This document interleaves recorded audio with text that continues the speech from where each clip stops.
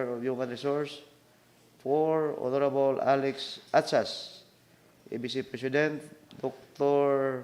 Evangeline Revilla, Municipal Health Officer. Ms. Lucel Musokul, Human Resource Management Officer 4. Mr. John Aldrin Abilia, Administrative Officer 4, MMO. Ms. Jocelyn Agusan, Budget Officer 1. Letter B, July 19, 2023, 9:50 in the morning at the Legislative Meeting Room with the presence of the following: Honorable Subiri, Chairperson Committee on Human Resource; Honorable Jocelyn Purin, Member; Honorable Alex Atsas, ABC President; Honorable Miss Lani Patis, Nurse 1, MHO; Miss Ann Banyes, Midwife, SW Coordinator; Mr. Silverio Albior Jr., Administrative Assistant 2. Letter C, on August 2, 2023, 9:49 in the morning, at the Legislative Meeting Room with the presence of the following: Honorable Bernard Lorenzo Beri, Chairperson of Committee on Human Resource; Honorable Jocelyn Purin, Member; Honorable Lorraine Laure, SB Member, Proponent; Honorable Alex Atsas, ABC President; Ms. Lucel Masukul, Human Resource Management Officer 4; Dr. Marifel Kahayag, MO4, MHO; Ms. Ann Banyes, Midwife, BSW Coordinator, MHO; Ms. Mi Pagdinawan, Budget Officer 3, MBO. 6, on August 24, 2023, the Department of Interior and Local Government, DILG, and the Department of Health issued a joint memorandum circular number 2023-001 with the subject: retention and continued service of barangay health workers, that mandates the local Sangguniang to take the following actions. Letter E, to enact ordinance that ensures all barangay appointed BSWs are registered and accredited by the local health board. B, to pass a resolution and or enact an ordinance establishing a mechanism for the protection of BSWs from unjust dismissal and ensure their overall welfare, including but not limited to giving of incentives, granting honorariums, and offering retirement benefits, subject to budgetary requirement and general limitations, and the use of local funds. Letter C, to establish a mechanism that safeguards BSWs from illegal termination of their volunteer services without due process. 7. On May 5, 2024, 11:30 in the morning, the committee presented a draft ordinance to the punong barangays during the Liga of the ng mga barangay monthly meeting held at the Legislative Meeting Room, EBC Conference Hall. The following has transpired during the said meeting. Letter E, punong barangay Pakito 𝐒𝐞𝐬𝐬𝐢𝐨 Jr. o Panatalan proposed to include the use of illegal drugs as one of the grounds for termination. Letter B, punong barangay Michael Ritardo Dulugon emphasized the needs of specify the ordinance that the honorarium for BSW shall be provided by the municipal government. C. Punong Barangay Joel Camarillo of San Miguel suggested to include a provision granting hospitalization benefits to BHWs. 8. While crafting the ordinance, the three main concerns arose regarding the authority to appoint and terminate barangay health workers. Letter A, under Section 389, Paragraph E, 5 of the Local Government Code, the grants the punong barangay the authority to appoint or replace the barangay treasurer, the barangay secretary, and other appointed barangay officials subject to the approval of the majority of the members of the Sangguniang barangay. Letter B, Republic Act Number 7883, this law mandates the local health board through the BSW Registration and Accreditation Committee, BSW REC, to oversee the registration and accreditation of BSWs. C. GMC number 2023-001, this joint memorandum advised punong barangays and Sangguniang barangays to refrain from the appointing barangay health workers. Instead, it encouraged the appointment of other barangay officials, such as the Barangay Health Board Officer, BHO, Barangay Health Aide, BHE, and Barangay Health Care Assistants, BHCE, to enhance and strengthen the barangay health system. Number 9, on October 24, 2024, Honorable Lowry sent a letter to the 𝐒𝐚𝐺 Region 10, Northern, and terminate barangay health workers. The letter also requested guidance in whether the local government code or the 𝐒𝐚𝐺 DOH Joint Memorandum Circular number 2023-001 has greater authority. 10. The response from Ms. Ibit Tolentino Sunga, CISO 5, officer in charge of 𝐒𝐚𝐺 Region 10, emphasized that in case of conflict, the primary law, the local government code, takes procedure over any implementing rules or regulation as administrative issuance, cannot override or amend on act of Congress.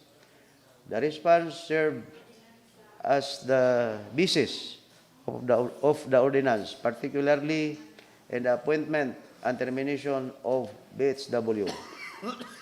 11. The question of whether punong barangay still have the authority to appoint and terminate BSWs after the release of GMC number 2023-001, which advises against such appointments, was clarified by a legal opinion from the 𝐒𝐚𝐺 Region 10.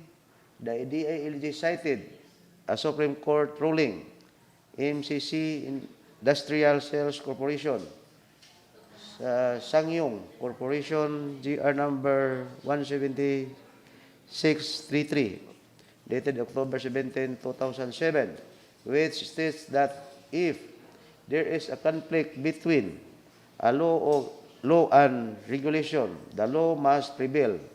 Administrative rules cannot override a law passed by a Congress. Therefore, the power given a barangay officials by the local government code to appoint and terminate BSWs remains in effect, despite the advisory content of GMC number 2023-001. 12. On January 8, 2025, the committee hearing was conducted at the legislative meeting room with the presence of the following. Yours truly as newly chairperson, Honorable Attorney Abonjo Gaitira, member. Honorable Jocelyn Pirin, member. Honorable Nestor Paulican, SB member. Honorable John Lester Tan, SB member Liga ng mga Barangay President. Honorable Michael Ramos, Punong Barangay Dagumbaan. Honorable Michael Ricardo, Punong Barangay Dulugon. Honorable Imelda Gimba, Punong Barangay Panalsalan. Honorable Pelisardo Umongos, Senior, Punong Barangay Tubigon. Honorable Cecilia Botalid, Barangay Kagawad ng Gisanday. Honorable Kent Tinoy, Barangay Kagawad ng Panadalan. Honorable Jasper Robert Murillo, Barangay Kagawad, Dulugon. And Miss Nadine Donato, President PSW Federation.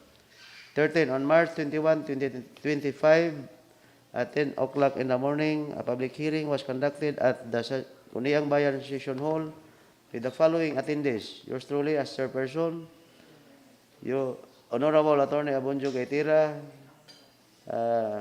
member, Honorable Lorraine Lowry, proponent, Attorney Maribeth Lopez, Municipal Vice Mayor. Honorable Estrella Cordasal, EP member. Dr. Evangeline Revilla, Municipal Health Officer. Ms. Elena Rabaya, Municipal Local Government Operations Officer. And Ms. Annie Manil, MHW Coordinator, RHU. Ms. Lani Patis, Nurse 2, RHU. Honorable John Lester Tan, SB member Liga ng mga Barangay President. Honorable Jonathan Lucinio, Punong Barangay Bescam. Honorable Richard Jaime, Punong Barangay Bagong Silang. Honorable Faustino Lumakang, Punong Barangay Kampuan. Honorable Rinaldo Boon, Punong Barangay Kulambugon. Honorable Jaime Liktawa, Punong Barangay Kuya. Honorable Robert Bakiki, Punong Barangay Laruhas. Honorable John Andre Lalaan, Punong Barangay North Poblacion. Honorable Paquito Catin Jr., Punong Barangay Panagtalan. Honorable Imelda Gimba, Punong Barangay Panalsalan. Honorable Joel Camarillo, Punong Barangay San Miguel. Honorable Edgardo Ilorde, Barangay Kagawad Kiharong. Honorable Edgar Tadlas, Barangay Kagawad South Poblacion. Honorable Elizabeth Salido, Barangay Kagawad San Roque. Honorable John Milior, Barangay Kagawad Tubigon. And Honorable Joel Dael, Barangay Kagawad Bayabason.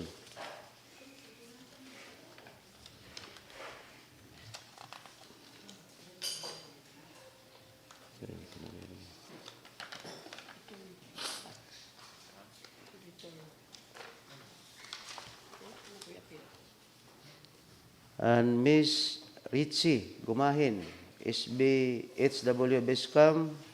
Miss Cheryl Timagos, SBHW Panadalan. Miss Roquilia Lofranco, SBHW Dagumbaan. Miss Susan Ukab, SBHW Kampuan. Miss Normilia Buentipo, SBHW Kulambugon. Miss Melodina Pamunag, SBHW Dangawan. Miss Janet Emperador, SBHW Palasalan. Miss Elizabeth Dialong, SBSW Kisanday, Ms. Annie Antiga, SBSW San Miguel, Ms. Mary Joy Pires, SBSW South Poblacion, Ms. Rosemary Arcala, SBSW North Poblacion, Ms. Erlinda Dauhog, SBSW Tubigon, Ms. Mariel Castillo, SBSW Bagong Silang, Ms. Jinimi Cagulada, SBSW Anahaon, Ms. Alma Guardario, SBSW San Roque, and Ms. Emilita Sagusio, SBSW La Rojas, and Idina Elorder, SBSW Kiharong, and Ms. Nadine Donato, SBSW Dologon. 14. The following has transpired during the public hearing. Honorable Lauri explained that the draft ordinance based on the ILG opinion number 42, series of 2000, identifies two types of BHWs. Number 1, accredited barangay health worker, mobilized under Republic Act number 7883, which do not require an appointment or designation. Instead, she only needs to be accredited by the local health board through the Registration and Accreditation Committee. And 2, recognized barangay health worker appointed to a duly created office by the punong barangay with the concurrence of the majority of the Sangguniang barangay members through an ordinance as such as certificate of appointment is required before assuming duties and is entitled to the benefits and allowances specified in the ordinance that created the position. Letter B, punong barangay Katin inquired if BSWs who have already completed the registration and accreditation process are still required to obtain appointment from the punong barangays.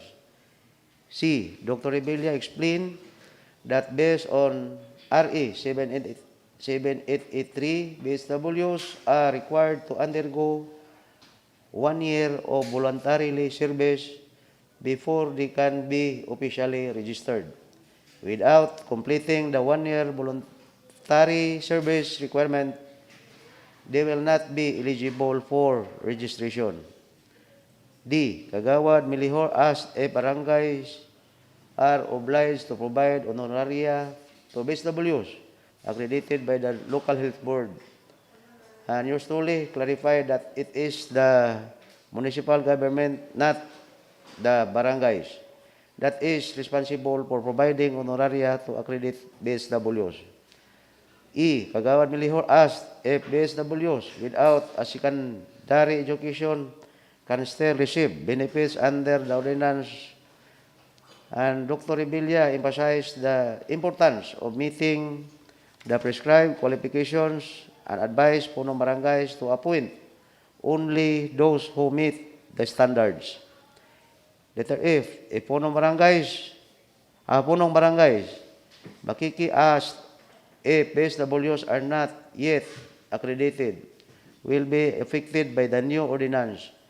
And Honorable Lauri explained that the ordinance has a transitory provision requiring all existing BSWs to complete registration, accreditation with the local health board within the first 3 years of implementation. Letter G, Dr. Rebilla announced that an online registry for registered accredited BSWs has been launched to ensure accurate data management. Letter H, Kagawad Ilordi asked if the ordinance will not contradict with the local government code. Honorable Attorney Lopez reiterated that there are two types of BSWs, accredited and appointed.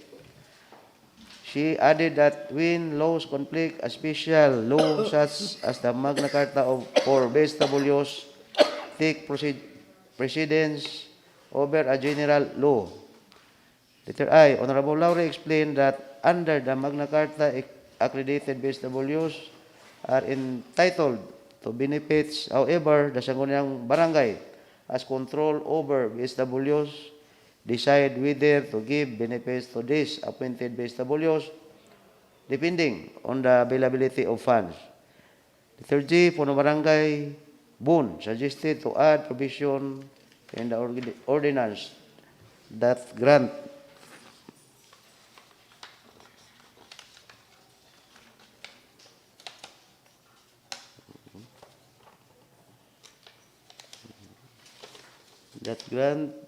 reinstatement if the termination is deemed unjustified.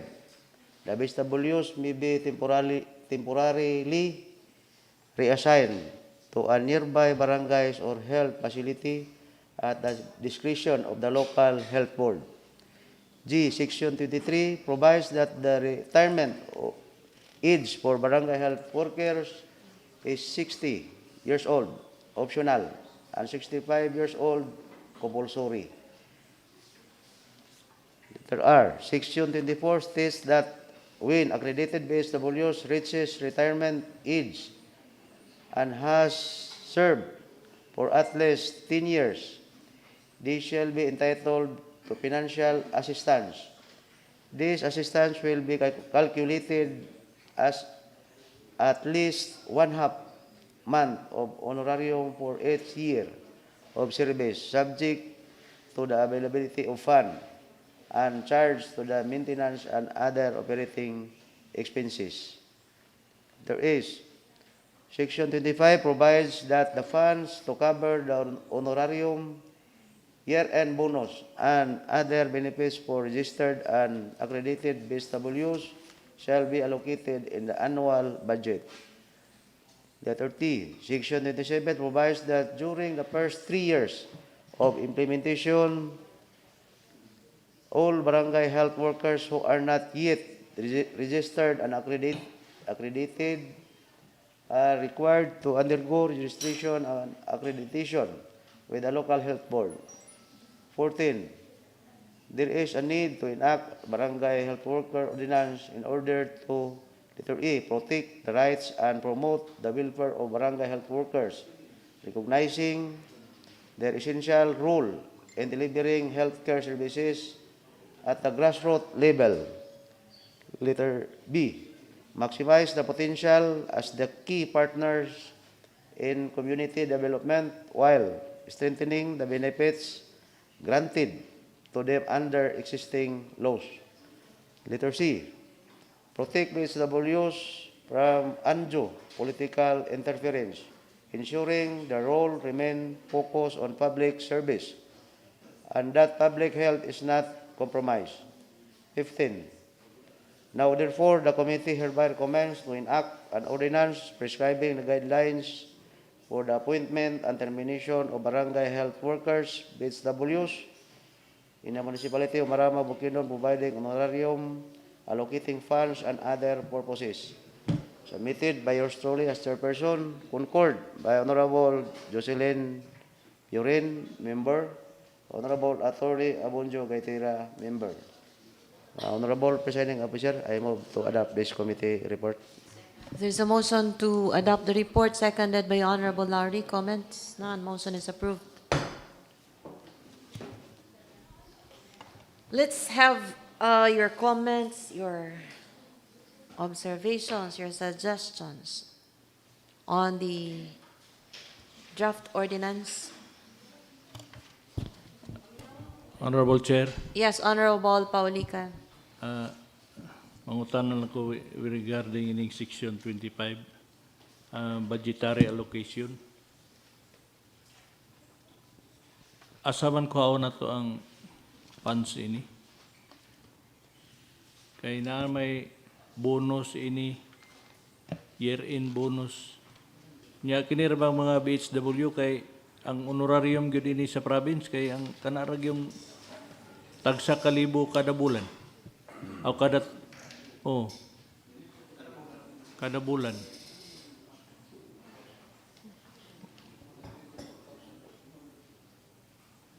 Nya unsa may kuan nato sa LGU ini. Maybe hear from the Chairperson. Okay, thank you, Honorable Presiding.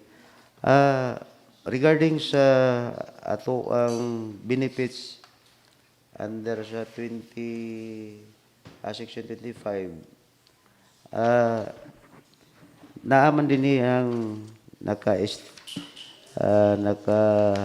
under Section 24 under sa maintenance and other operating expenses.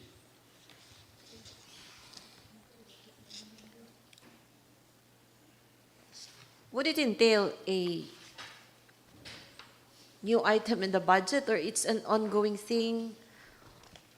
The giving of yung honoraria, only that it's now indicated in an ordinance. Is there a new proposal, Honorable Cavalquinto?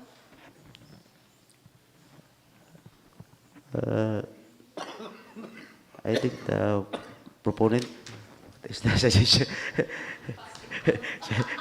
So let's hear from the proponent because he would be in a better position anyway to know the details about the proposed ordinance. Wala man nagkuanan eh. Sa inyong budget.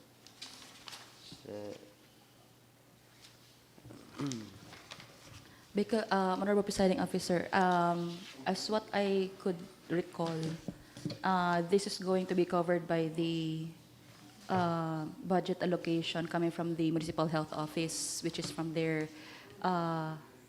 reimbursements from PhilHealth. I guess it's going to be get there, but then I think it's also preparatory for the BHW law that's going to be passed on. I mean, I think it's passed on, but they're just waiting for the IRR. So the year-end bonuses and the honorariums would be included there.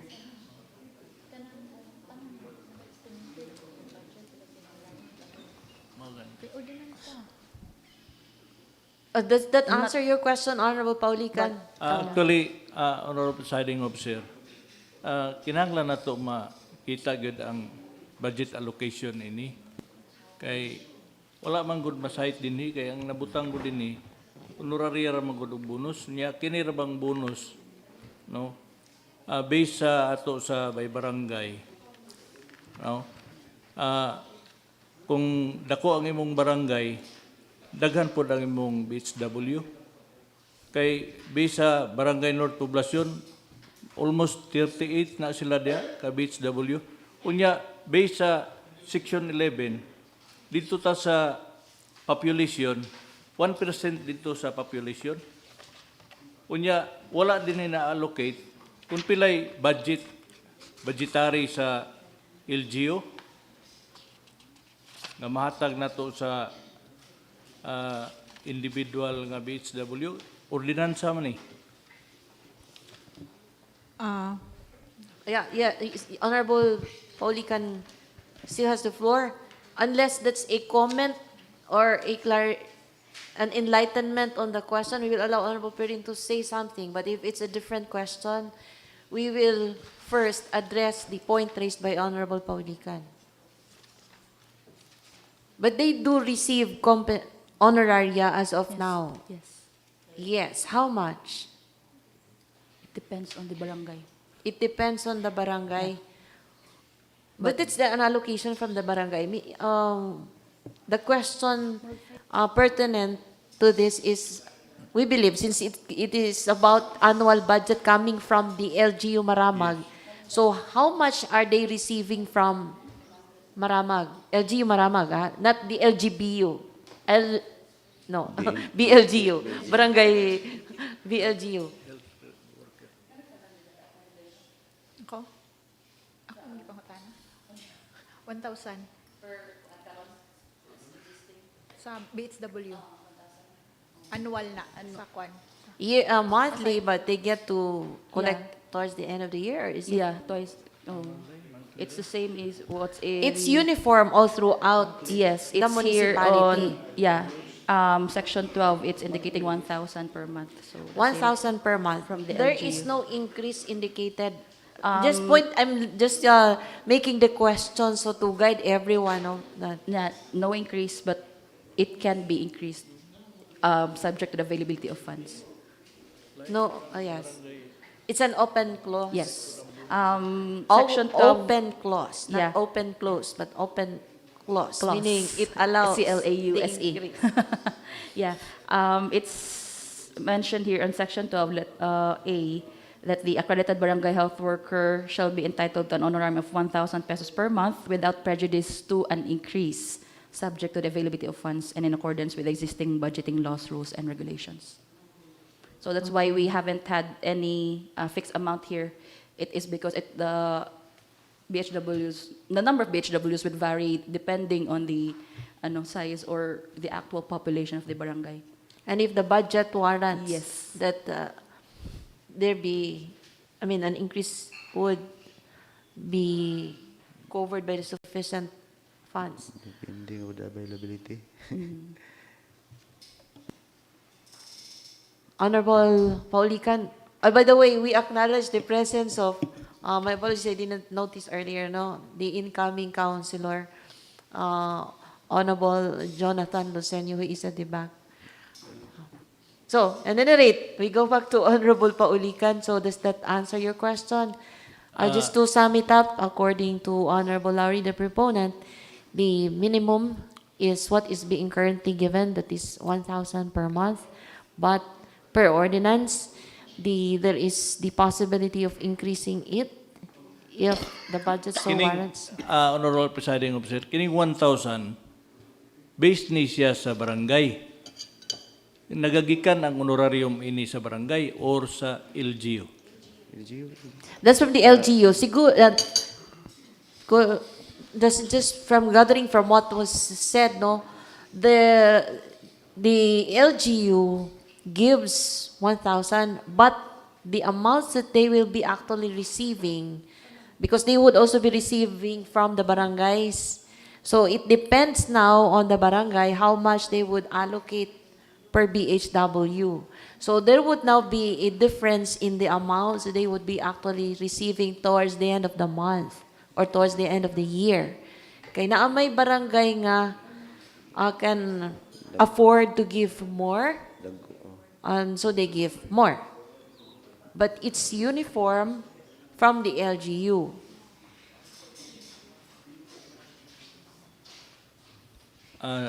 Okay, Honorable Presiding Officer, ang ako lang nga ma-indicate din sa ordinance ang atong budgetary location sa Yeah, maybe we can put a minimum. minimum.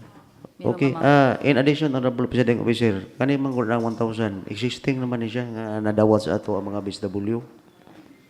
So, ilan na ni nga na enjoy ang kaning ato ang benefits? Lagi na-enjoy na lagi ang kuan. Ang ako lang giklaro, ang sa LGU, no? Kay gadawat man ni sila sa LGU gyapon ug sa province. I think, Honorable Presiding Officer, kaning 1,000, kaning sa ato sa municipal, mo man ang ilang gadawaton, di ba? Then, ang another is from provincial. Gani. Nga ilahang ihatag for in of year. Yearly, oo. Ang sa ato, lahi po na sa ato sa LGU, nga ilaha pang madawat, 1,000 pesos. Okay. Anyway, that's it. We just would wish to look at can you check please the ordinance, the specific provision, if there is a mention as to the amount as minimum? Nothing. But currently, as practiced, that's 1,000 per month. And we are, the concern of Honorable Paulican is that it should be indicated. The amount should be indicated, should be stated in the ordinance. In addition, Honorable Presiding Officer, ang financial po nga gikuha nga fund is under from MHO, direct sa ilahang fund. Sila na ang... It's not from the general appropriation. It's from, what is it? Where is it like fund allocated general for siguro. the MHO? Because we do understand that the MHO has its trust fund because of the earnings generated also from the operations of the RHU. Iba na ang maguna siya gyud. It's quite unique from other offices in that sense because it is able to generate income from its operations, from reimbursements from PhilHealth. May nana. Anyway, we will give it, that has been included, that is duly recorded, Honorable Paulican. Can we hear from another councilor? Yes, Honorable Perin. Honorable Chair, as I observe sa ordinansa, no, kinahanglan klarohon nato kay ordinansa na rabanisiya, sa ang total nato sa BHW is 1% sa total population sa barangay.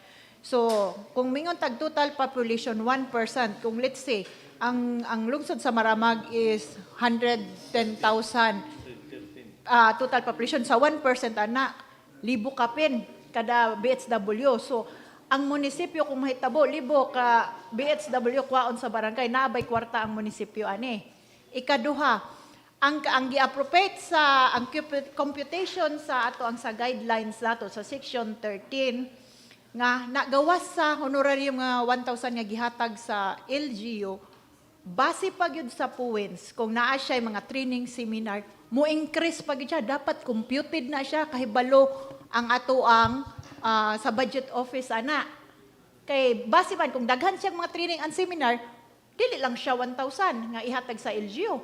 Kay base sa atong guidelines sa section 13. So mo ni siya atong tanawon. Dapat ang dita nakarepresenta nga pila man gyud ka BHW ang panato, pila hatagon sa LGU nga annual. Makita na to ang dita ba? Para mag-guide ta kay once ang ordinansa ma-legitimate na ni siya, niya ang funding karon din ha. Okay, let's hear from the proponent is raising her hand. Honorable Laurie, you're recognized. Okay, thank you. Actually, one of the public hearings, it was questioned already. It's because, again, what we have mentioned, the ideal is to get the actual amount of BHW is 1% per ano. But then, as per advice of Doc Revilla, kung unsa lagi makaya mo lagi pwede kwaon. But then, ang karon is mo sustain naman siya kung unsay naa karon sa ato ang mga BHWs per barangay. Let's be guided by the words of the ordinance, no? Is it setting 1% of the population as the minimum, or is it the maximum, or are there limitations? Can we please check the provision? It is on section... How is it worded? Hold on. There, section 11. The total number of barangay health workers in each barangay shall not exceed 1% of the municipality's total population based on the ideal ratio of 1 BHW for every, what's this? Every household. However, if the total number of BHWs exceeds 1%, the allocation per household shall be adjusted according to the specific healthcare needs of the community. Does that give clarification, Honorable Perin? So it is not the minimum, or it's not like it is fixed at 1%, but it will be the maximum. It can be lower than 1% of the total population. Pero dapat siya, ang dita ani naata sa dita kay kung mahitabo ko like barangay base camp. Kung kinahanglan gyud siya kay kinahanglanan man gyud atong BHW para mapasayon nato ang serbisyo. So kung kwaon nako ni tanan nga mukuha ko o 500 o 300 ka BHW para mo serbisyo nga insakto gyud. So mahonorarium. So naka-appropriate ba? Kay maigo man kung maserban man ako sa pananglitan sa barangay base camp. So ang pangutana karon sa atong LGU dapat kay mo dawat man siya honorarium dinhi sa LGU. So dapat nakakuan siya ang dita nato sa LGU sa budgeting. Kay ako nakita sa atong ordinansa wala man gyud siya budgeting nga klaro. Honorable President, Okay, comment from the chairperson, Honorable Cabalquinto. During sa public hearing, giris naman po ni sa mga honorable kapitan. Gani, kay o i-implement ginang 1% reklamo ang mga barangay. Kaya di nila sila kabayad sa ilahang mga volunteers. So magdepende sa ilang availability of funds ang mahitabo yun. So ang gina-clarify lang din ang kanang mga benefits lang nga pwede nga ato ang addition sa ato ang BSWs. Kaya with regards sa barangays, kaya og ibase kinato 1%, ang ubang barangay kagagmay, wala reklamo gyud sila nga dili gyud sila magka-implement if ever nga i-implement gyud siya ang 1% sa population. So mao na nga ang barangay depende lang sa ila o pila ka po ang ilahang makaya nga ilahang mabudgetan. That's all. Additional Honorable. Yes, still have the floor, Like, Honorable Perin. sa bonus, ang LGU muhatag. So dapat naka-appropriate, nakabutang na to ang budget there ba? Wa man gyud budget. Ordinansa man gyud ni siya. So dapat nakabutang din para klaro. What's the suggestion of Honorable Perin? To fix it in the ordinance Yeah, ibutang gyud na to, initial na to ang kuan gyud budgeting. for the budget Yes. in the implementation Yes, of the because ordinance? it's an ordinance. So, kinahanglan mo, pagawas man ta og kwarta, like receiving the honorarium coming from LGU, that's an honorarium. So, dapat naka-ordinansa gyud ta ani sa kuan. Okay, comment from the proponent, Honorable Larry. That it is noted, we will just have the discussion with the chairperson of the Human Resource. Okay, that's noted. Any other concern? Can we give the Honorable floor? Chair. Yes, Honorable Pauli, can you had your chance. Okay, and we will go back to you if there is no one else who would want to speak as well, just to give everyone a chance to say something. No one, wala na? Because I will give the floor back to Honorable Paulican. Yes, you have the floor, Honorable Paulican. What's your question? In addition lang, Honorable Presiding Officer, regarding ining accredited BHW, mora siguro ang nakadawat og honorarium sa atong RHU. How about the BHW sa barangay? Kay accredited man ni sila sa RHU. Nga pila pod ang ilang nakuha nga accredited gikan pod sa barangay. Okay, can we request for an enlightenment on these from the proponent? Because there are indeed two classifications of BHWs. In fact, the first one is accredited and registered, and there's the one appointed by the barangay. But if we go by, from what I recall, going by as reported, there is even a suggestion na dili BHW ang gamiton sa dili sa kuan sa barangay nga level. What's that? It's recognized. Barangay Recognized barangay health worker. workers, yes. Recognized barangay health worker. And can be named as, anyway, we give the floor to Honorable Laurie to explain. Yes, what is in the ordinance is kaning mga accredited barangay health workers murag yung makadawat from the LGU because ang recognized is katupong sa barangay murag ti madawat. They just have to be accredited after 3 years, apply for accreditation after 3 years before sila maka dawat og any benefits from the LGU. Does that answer your question, Honorable Paulican? Actually, ang kining accredited gidawat sila honorarium. Unya kining sa barangay nagdawat po ni sila og bonus gikan po sa LGU sa Maramag. Every year. No? Kay nag-akredita BHW. Unya nakadawat po ni sila og bonus gikan sa LGU. Every year. Yeah, magudin niyo. Honorarium, year-end bonus. Oh. I think, Honorable Presiding Officer, Yes, the chairperson, you're given. based on the under sa section 24 nga ayha ka makadawat o mga benefits within accredited 10 years. Ayha na ka siya makakuha o mga benefits sa LGU, Municipal Government Unit of Municipal. If in case, kay kani siya wala pa man gid siya ang nakakomply kay dako makayo ang proseso ini. Within 3 years og ma-accredit ka, magulat ta po ka paingon sa 10 years nga mahimo ka nga maka-benefits ka sa mao nga mga programa. Honorable Chair. Okay. For a moment, Honorable Paulican, sige. is that in addition Yes. to...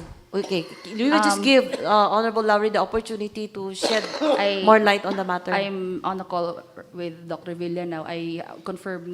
She confirmed nga, katong sa mga barangays, wala pa sila ginadawat from the LGU, only the accredited ones. Okay, only the accredited ones, meaning those accredited by the local health Yes. board.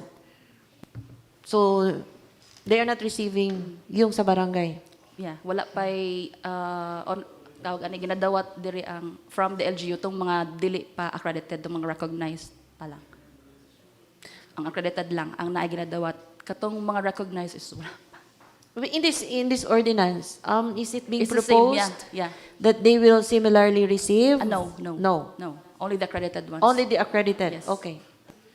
Only the accredited. So, yes, Honorable Paulican, you were raising a point earlier. Honorable Chair.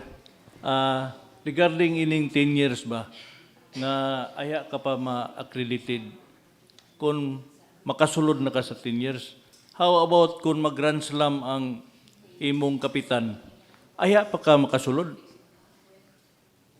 Kung nahuman sa kapitan ang iyang term as a kapitan, unya ang BHW, niabot po siya 10 years.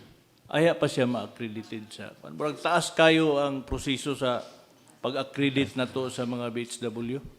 Taas yung standard ang accreditation.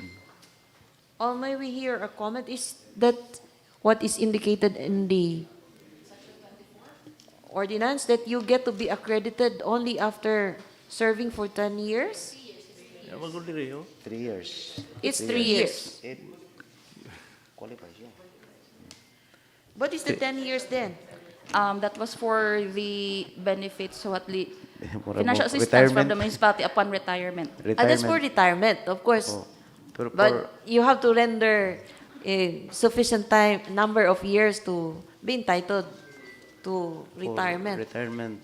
But in accredited, 3 years lang pwede 3 siya. years lang, If 3 years. Years lang. if qualified siya. If qualified. Oh, qualified. If qualified, meaning you have to go through, you undergo trainings. Yeah, that's the 3 years. It's So all it's about. 3 years. Yeah. Honorable Chair, kay kini magud nga gipasa nga ordinance, ang mahitabo ini magpaksyon-paksyoning ato mga BHW kay nay accredited gikan sa LGU, napod din sa barangay. Pareha man. Okay, in addition, Honorable President, with regards to the query of Honorable Pauligan, mao man ni siya ang DLG opinion nga duha ka kuha ng ato ang basihanan katong pwede mo direct mo appoint ang punong barangay or katong accredited nga dili na siya pwede nga ang kapitan mo appoint by the accredited. So murag inana ang ako lang pagsabot, Honorable President. Comment from the proponent, yes. If Honorable I Lowry. may. Actually, it's already existing now. We have the barangay health workers that were appointed by the barangay, punong barangays, and then we have the accredited ones already from the LGU as well. So it's in an existing practice already. Yes. So it's not like we are introducing something new. New, yes. Maybe just to shed more light on the matter, allow me to read na lang a portion of the committee report citing the joint memorandum circular of the DILG and the DOLE. It's GMC number 2023-001. This joint memo advises punong barangays and Sangguniang barangays to refrain from appointing barangay health workers. Instead, it encourages the appointment of other barangay officials, such as the barangay health officer, barangay health aide, and barangay health care assistant, to enhance and strengthen the barangay health system.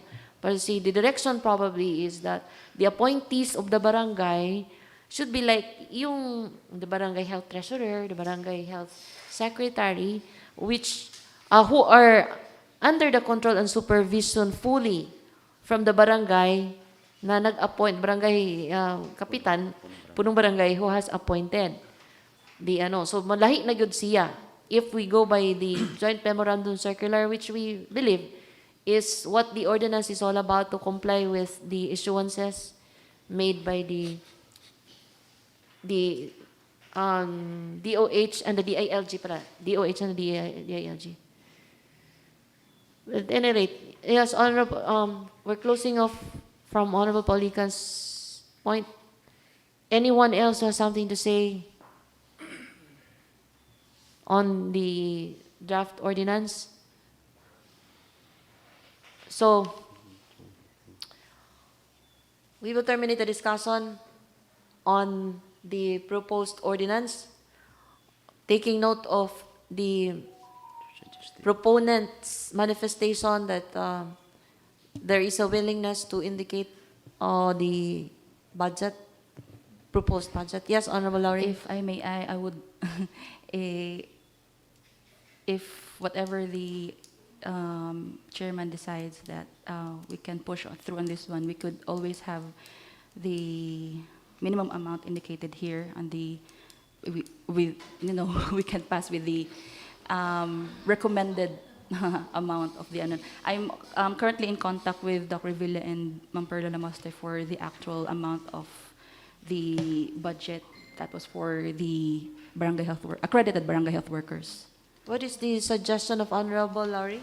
We could just, if the whatever the chairman decides, if we will be pushing through with this one today, that the amendments would be included for today's regular session. Just for the minimum amount would be indicated in the budgetary allocation on the draft ordinance. The suggestion is that the ordinance be approved for now, and then the budget to follow. Is that it? If whatever the chairman, if he will pursue it for today, that I would suggest that the budgetary allocation would be included in the amendments before it's going to be. Diretso na lang. I'm currently in contact with Dr. Villa, who's in contact with Ma'am Perla Lamoste, to check the actual amount that has been allocated for the accredited BHWs. So is that an appeal to the Yes. chairperson Yes. to still proceed with the third reading of the ordinance and the budget? Yeah, whatever he decides on. Honorable Chair. Yes, but it's just an appeal. Yes, we do understand. It's an Yes. appeal from the proponent that it be acted upon today. Anyway, we still don't know what will happen during the third reading. But there's an appeal that it be submitted for decision today with the stipulation as to the starting budget to be allocated later, to be indicated later as an amendment. Yes, Honorable but Chair. that's for the chairperson to decide on. Yes, Honorable Perin. Chair. I think kinahanglan sa gyud ni siya dili sa siguro nga ato nga atong dali-dalion og pasa. Kinahanglan lang for me nga kinahanglan nato i-plaster ang sa budget kay ordinansa man gyud ni. Dili lang kay kung karon lang mao lang atong ikuan kay kinahanglan nato ang data. Kay BHW man gyud ni siya. So atong kuanon tan-awon kung makit-an nato ang plaster kay dako pa kay ni siya nga kwarta. Okay, So- there's also the comment of Honorable Perin. Everyone's entitled to his or her opinion, but it will be considered by the chairperson. So we leave it to that. So what's now the pleasure of the chairperson? Honorable Presiding, if I may, this ordinance will be also. I think the budget stipulated here in 10 years nga budgetanan. Tingali dili pa magid karon ang kuan, pero ang ako alam pod based on the suggestion to the honorable body, I think ang isa man gud nga purpose ani nga ordinance is regarding maguni atong naay mga conflict sa tuang appointment. Mao man ni nahinungdan nga ipasa gini siya kay wala kabalo in the next election na pod magka samok na pod siya. Mao ni hinungdan yun nga purso gini siya nga ordinance. Anyway, if the body nga dili po nato mapasa No, we leave it to you to decide what motion you will make. Are you moving that it be included for third and final reading in today's session, or are you deferring action on the matter? Okay, for me, Honorable Presiding Officer, I move to calendar this item and third and final reading for today's session. Oh, with amendment. With amendment.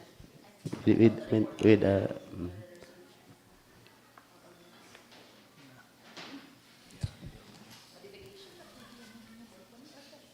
Anyway, that's the motion of Honorable Cabalquinto to have the matter taken up today for third reading, subject to amendment in one of the provisions.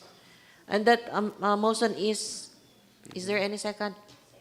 Seconded by Honorable Cuadrasal. Comments? None. Motion is approved. Anyway, just a point on this one. No? If we can have na lang, we do understand the sentiment of Honorable Perrin. This is just not to, I don't know, just to put things in order.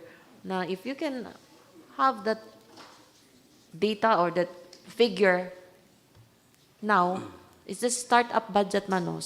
Meaning, not start-up, yung capital man. But we do have that allocation already because it is being practiced all these many years. If you can just include na lang the site, the pila man jud because it's indicated in the budget magud pila good. Because we do understand the sentiment of Honorable Paulican and Honorable Perrin as to their concern on the budget. I have not banged the gavel yet. If you have. No, I have banged the gavel already, so it has been seconded already. No, but at any rate, just a suggestion from the chairperson. Anyway, moving on. Let's have what's next. So Another report. Next report is okay, napa may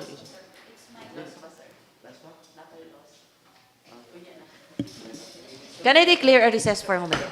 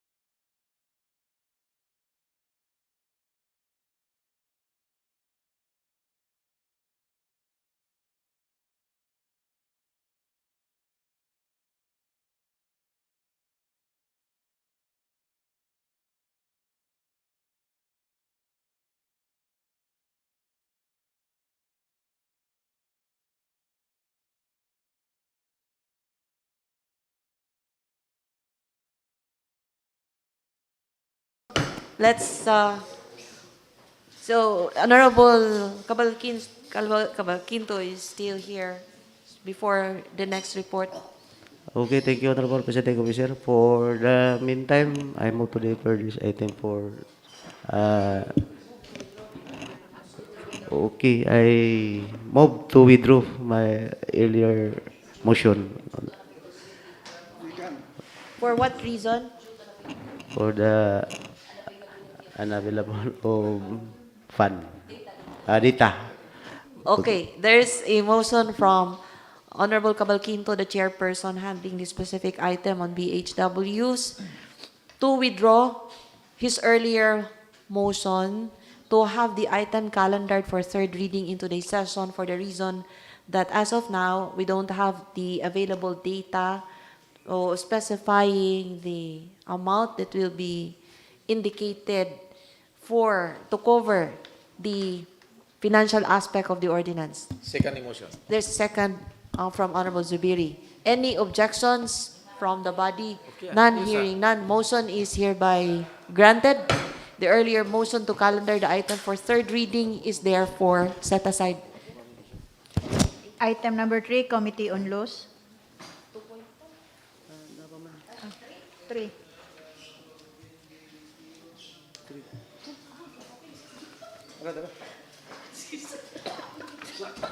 Huwag kang mag-agaw na hindi sa'yo.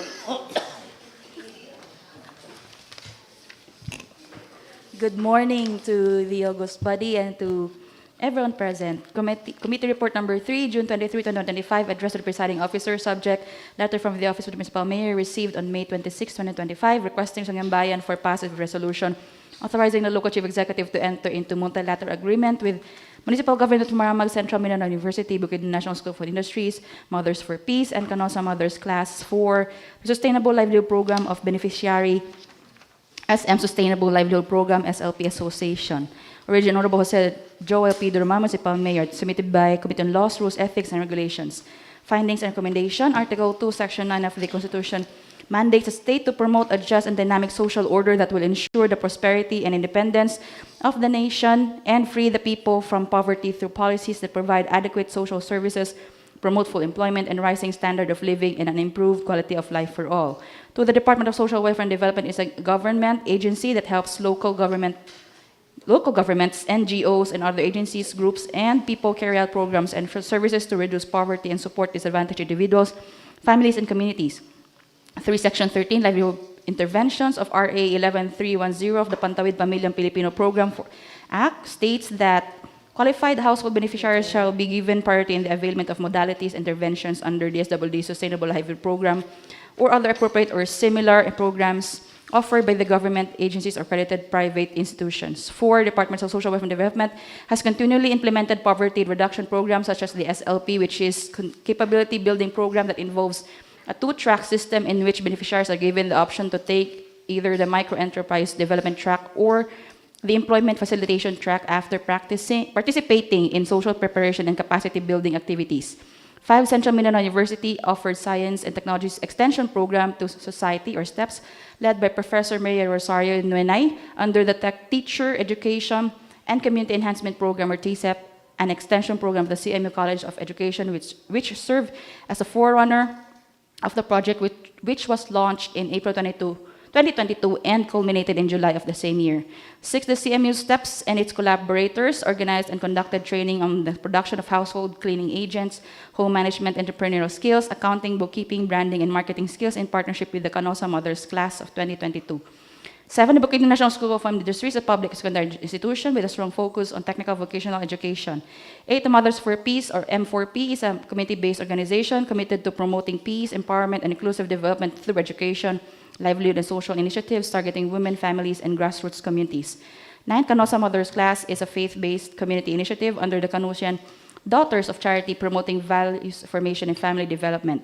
10, in a letter dated May 23, 2025, the local chief executive has requested for authorization from Sangguniang Bayan to enter into multilateral agreement pertaining to Sustainable Livelihood Program. The collaborators are as follows: A, Department of Social Welfare and Development; B, Central Mindanao University; C, Bukidnon National School of Home Industries; D, Mother for Peace; and E, 𝐒𝐚𝐲 Mothers Class. 11, there are only one beneficiary association, SM Sustainable Livelihood Program, SLP Association, located at Barangay North Poblacion, Maramag, Bukidnon. 12, on June 18, 2025, 9:32 in the morning, a committee hearing was conducted at the designated meeting room with the following attendees: yours truly, Chairperson, Committee on Laws, Rules, Ethics, and Regulations; Honorable Roy Y. Cabalquinto, Member, Committee on Laws, Rules, Ethics, and Regulations; Sir Honorable Nestor G. Paulican, Sangguniang Member; Mr. Ian Dave Santiago, Social Welfare Assistant; Ms. Debbie Laura Abuela, PEO; Ms. Jessa May S. Cumlat, PDO; Ms. Nice Ann F. Pacturan, PDO1; Ms. Nenny M. Pinalba, President, SM Sustainable Livelihood Program Association; Ms. Amelia C. Boho, Convener, Mothers for Peace; Sister Virginia Sarcauga, Advisor Kano sa Mother's Class; Ms. Maria Lorena G. Estilio, Collaborator, Technical Staff of BNHSI; Mr. Hami or Dr. Hami S. Pasco, Secondary School Principal 2, BNHSI; Ms. Raquel O. Salinga, University Extension Office Director, CMU. 13, the following has transpired during the committee hearing. Ms. Pinalba of SMSLP Association informed the body that the association is composed of 25 members consisting of indigent mothers and fathers. B. Ms. Cumlat of the SWDO informed the body that the SMSLP Association was organized on December 3, 2022, and its members are engaged in soap making, soap production. The DSWD, following an endorsement from LGU Maramag, granted an amount of 375,000 to the association. See, Ms. Bo of the Mothers for Peace shared that the Sustainable Livelihood Program was initiated by the Canosa community in Bukidnon. To support this, they sought assistance from the municipal mayor and were able to develop a program centered on economic activity. Eventually, the program was introduced to the DSWD, which released the necessary funds. However, the program was not fully implemented. The funds have been diminished over time due to accounts' dormant status. Mr. Pasco of BNSHI explained that the school is responsible for facilitating and assisting the conduct of skills training, and that Ms. Maria Lorena G. Estilio can act as collaborator on behalf of BNSHI. Ms. Saling of CMU stated that Academe will primarily provide expert services and recommend Dr. Maria Rosario Nunay as the collaborator or focal person. F. Yours truly inquired whether the program would be continuous and if the association would be allowed to reapply in the future. Ms. Cumlat explained that the SLP is not a continuous program. However, associations that remain active and will manage may receive certain incentives. Jimmy Saling recommended to modify the provisions pertaining to the role and responsibility of the CMU. Similarly, Ms. Boho recommended the inclusion of foundational provision for the roles and responsibilities of the Mothers for Peace. 14, during the said hearing, the committee came up with a modified multilateral memorandum of agreement. 15, the role of the responsibility of Central Mall University is to provide technical expert services to the beneficiary through Professor Maria Rosario Nunay from the College of Education. 16, whereas the Mothers for Peace shall A. Deliver relevant concepts and lectures that promote inclusive economic development by addressing systematic market constraints and enhancing the participation of poor and marginalized groups in local communities. B. Equip participants with practical knowledge and tools aligned with the M4P framework, thereby fostering economic empowerment, livelihood sustainability, and social cohesion. C. Responsible for the development and delivery of core concepts and lectures under the STEPS program, providing technical manpower and resource persons for lectures and trainings. You facilitate market development and product marketability and access to markets and promoting the sustainability of products through enterprise linkage and value chain management. E. Introduce positive peace building, community and mental health framework. 17, whereas the Bukidnon National School of Home Industry shall be technical support partner providing facilities, equipment, and subject matter expertise for skills training and demonstrations under the STEPS program. For this purpose, BNHSI shall implement this obligation through the service of Ms. Maria Lorena G. Estilio, one of the program's initiators and instructors, to contribute to the program implementation. 18, whereas the Department of Social Welfare and Development, through the Field Office 10, shall provide resources and funding to the beneficiary SM Sustainable SLP associated located at Barangay North Poblacion, Maramag, Bukidnon, as participants of the National Poverty Alleviation Programs, projects and services in particular implemented under the DSWD Sustainable Livelihood Program under its existing policies and guidelines under the other applicable laws. B. Conduct regular monitoring activities using its standard forms and consolidate the monitoring results for the assessment and sustainability of the project and provide technical assistance and support to the program participants. C. Participate in coordination meetings and evaluations. D. Assess the specific training needs of existing livelihood projects, livestock, agricultural farming, community store, and bake shop. E. Collaborate with other parties to determine how existing training courses can be adapted or new courses developed to meet these needs. 19. Whereas LGU Maramag, together with the Department of Social Welfare and Development, jointly shall provide expertise to assist in sustainable activities to the SLP associations, such as preparation, production, marketing, and branding of household cleaning agents. B. Help explore other possible training opportunities for other product development and may enhance health and safety. C, conduct monitoring and evaluation at the midpoint and at the end of contract period. D, issue a certificate of participation completion for the participants. E, submit progress and accomplishment reports. F, provide certificates to study leaders, collaborators, and participants. G, ensure the participants undergo training during the period. And H, provide a venue for the trainings. 20, whereas the Konosa Mothers class shall provide values formation and family development training for the beneficiary and their families.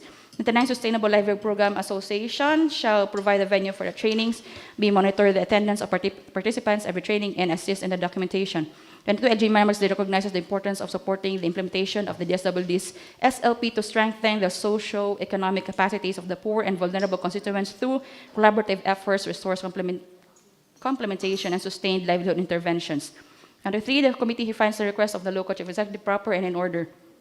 Now, therefore, the committee hereby recommends to pass a resolution authorizing the local chief executive to enter into multilateral agreement with the Department of Social Welfare and Development, Central Mindanao University, Bukidnon National School of Industries, Mothers for Peace, and Konosa Mothers class for the Sustainable Livelihood Program of Beneficiary SM Sustainable Livelihood Program Association. So did by yours truly as chairperson, its members, Honorable Roy Y. Cabalquinto and Honorable John Lester T. Tan. I move for the adoption of the committee report.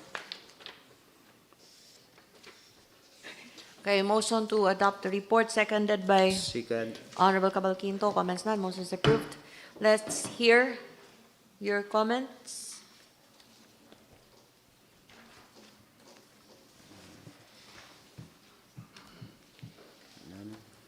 Any comments? Or we shall consider this as... No comment? No comment? Wala na. Okay. If there aren't any comments, I move for this item to include in third and final reading for today's regular session. Okay, there's a motion to include the item for third and final reading today's session, seconded by Honorable Paulican.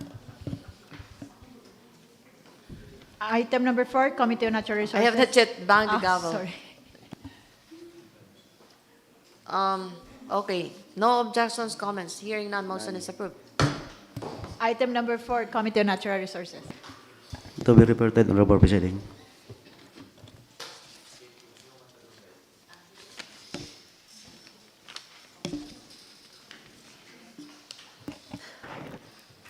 Committee report number 3, dated June 23, 2025, to Presiding Officer. Subject, letter signed by Honorable Ruben Litio, Puno Barangay of Anahon, Maramag, Bukidnon, received on May 29, 2025, and requesting Sangguniang Bayan for passage of resolution allowing the cutting of 58 hills that will be affected by the road opening project located in Anahon, Maramag, Bukidnon. Origin, Honorable Ruben Litio, Puno Barangay, Barangay Anahon, Maramag, Bukidnon. Submitted by the Committee on Natural Resources and Environmental Protection. Findings and recommendation. 1. Barangay Anahon is currently implementing the road opening project to improve local accessibility and enhance transportation efficiency by establishing a better connection to the national highway. 2. On May 29, 2025, Punong Barangay Ruben Litio of Anahon submitted a letter requesting Sangguniang Bayan for a resolution allowing the cutting of 58 hills that will have potentially affected by the said road opening project. 3. The identified 58 hills that will be affected by the project as stated in Puno Barangay Litio's letter was based on an initial site inspection conducted by the Municipal Environment and Natural Resources Office, MINDRO. 4. On June 11, 2025, Wednesday, 9:45 in the morning, a committee hearing was conducted at the office of yours truly, Legislative Building, Anahon, Maramag, Bukidnon, with the presence of the following: Honorable, yours truly as your person, Honorable Estrella Cuadrasal, committee member, Honorable Forester, Constitution Pagatang, Environment Natural Resource Officer 1, Ms. Yurian Turaino, EME4, Mindro, Mr. Emmanuel Aparisi, FMF, Staff Enforcement, Centro Baricia City, and Mr. Edison B. Bundalian, FTI CDA staff, Centro, Valencia City. Honorable Imelda Ibanez, Barangay IPMR of Anahaw. 5. The following has transpired with the committee's hearing. E. According to Forester Pakatang, the resident of the said area requested the opening of an access road, particularly in Purok 2, Anahaw. B. Mr. Aparisi from Centro emphasized that prior to any tree cutting activity, the necessary permits must be secured. C. Mr. Aparisi from Centro required Barangay Anahaw to submit a formal request to their office for the cutting of the identified trees, along with a sketch map from the Municipal Engineer's Office, indicating the proposed road alignment. Number 6. Subsequently, Barangay Anahaw passed Resolution Number 24, Series of 2025, requesting the cutting of trees to facilitate the road opening in Purok 2, Barangay Anahaw. The said resolution provides that the wood from the field trees will be donated to Bakita Farm for their use. 7.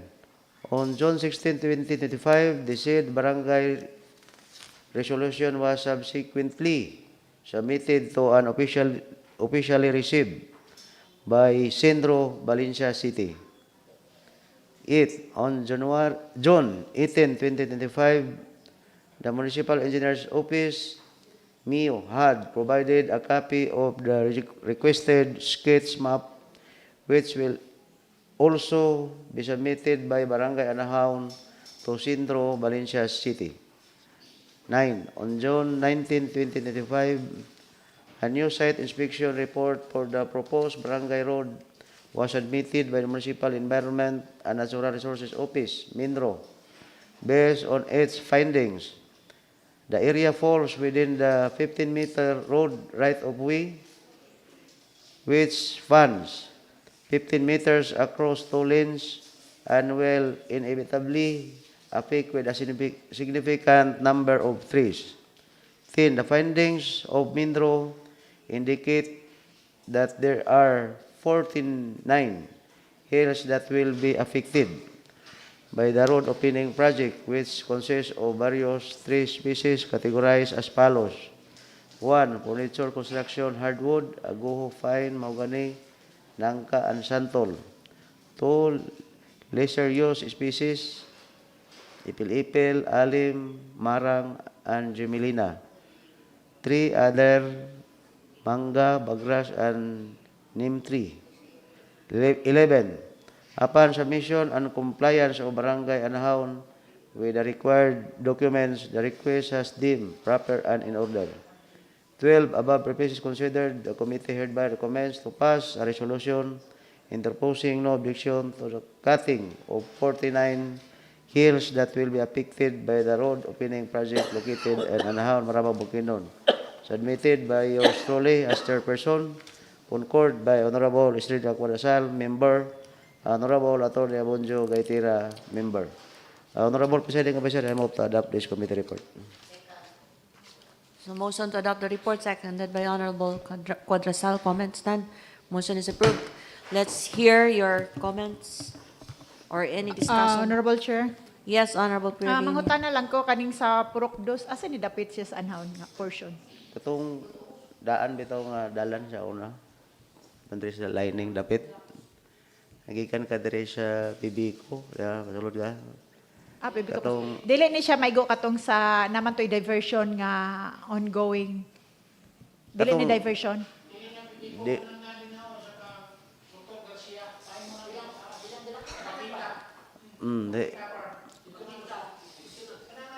Dili to kuan. Bag-o nga dalan. Bless, yes, Okay. Honorable Cabalquinto, you have the floor. So where is it located? Based on the kuan sa barangay council, kato daw dito sa naay kanang mga kanusa nga area katabi taong na ay irrigation sa kilid o to pasaka paingon dito sa daghang kahoyan da sa kilid sa irrigation katong babaw bitaw dapat nga daan man na siya nga dalan katong wala pa na open tong concreting sa Pikas kay karon dito naman moagi ko dito sa Pikas kay street naman niya concreting na katong daan bitaw nga pasaka sa babaw paingon ila ni De La Cruz agianan. Any follow-up question, Honorable Perin? Kuha na siya sa widening na or barangay road lang siya? Barangay Road. Okay. That's all, Madam Chair. Anyone else? Why would, from the chairperson, from the presiding officer, why is it that the cut trees will be donated to Bakita Farms? Actually, Honorable Presiding, during sa committee hearing, naghangyo gid sila nga sila man daw ang ga-plant sa kaniadto. Base lang sa ilahang kuan under sa ilahang title. So katong excess nga ilang natamnan, naghangyo po sila kay ilang mo kunong gamiton sa ilahang kuan sa ilahan na po nga personal gamiton na may lang kuno magamit nila sa ilahan simbahan. So naghangyo na po sila sa barangay niya ang barangay aware na po ang barangay mo na nga naghatag sila og resolution to sentro aron nga i-grant po sa kanusa ang ilahang i-request. So far okay man ang kuan taga sentro basta naalay request later. So gi-grant it's the Bakita that planted yes, those trees and maintained those trees, which is why they have sought that it be donated to them. ang kato na po ang maigo sa ilahang kuan Sa ilang title. area Oo. inside. Okay. It's just for clarification, the communication is for 58 58 hells. hills, but only 49 Ah, has been granted permit to be ang cut. survey gyud sa Mindro is 58 hills but in Sindro ilahang ginakuan final. So nay uban nga spacing nga dili na allowed. So 59 lagi daaw 49 lang gyud ang best sa ilahang final nga inspection. Okay. Anyway, just for Additional, clarification. Honorable Madam Chair. Yes, Honorable Perin. Mangutan na lang ko, gikinahanglan yun ang resolution coming from Sangguniang Bayan. Di ba pwede ra kung anhawon, dritso na sila sa main road and inspection nun. So, ngano niabot pa man sila sa kuan? Actually, ang barangay Anhaon requested to the Sangguniang Bayan. Okay. Pero request po sila dito sa sentro. Murag i-collab na lang nila ang ilang request from Sangguniang Bayan and Pero sentro. not the Sendro request, the Sangguniang Bayan to have a resolution. Dili ang Sendro, ang anhawon lang. Yes, oo. That's all, Madam Chair. Okay. Anyone else who has something to say? Questions? Comments? None. Let's hear the motion from Honorable Cabalquinto. Thank you, Honorable Presiding Officer. For being done, I move to calendar this item to third and final reading to the session. Okay, there's a motion to include the item for third and final reading today's session, seconded by Honorable Lowry. Comments? None. Motion is approved. Next item, number 5, Committee on Laws.